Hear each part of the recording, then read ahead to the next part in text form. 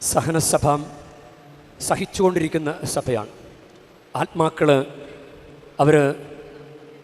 അവരെ നരകത്തിൽ വിടാൻ പറ്റിയ പാപവുമില്ല, സ്വർഗത്തിൽ അവർക്ക് പ്രവേശിക്കാൻ പറ്റിയ പുണ്യവുമില്ല.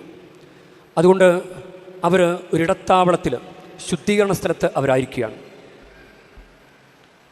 അവർക്ക് വേണ്ടി പ്രാർത്ഥിക്കേണ്ടത് നമ്മുടെ കടമയാണ്.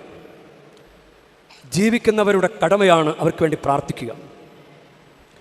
മരിച്ചവർക്ക് വേണ്ടി നമ്മൾ പ്രാർത്ഥിക്കേണ്ടത് അത് അവരോടുള്ള നമ്മുടെ സ്നേഹമാണ്. അവർ ദൈവത്തിൽ ഒരു വിശ്വാസം അർപ്പിക്കുന്നുണ്ട്.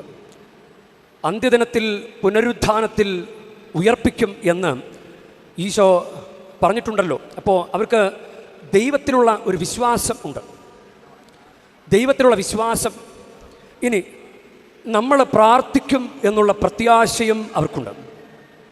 നമ്മൾ പ്രാർത്ഥിക്കും, നമ്മൾ ജീവിക്കുന്നവർ പ്രാർത്ഥിക്കും.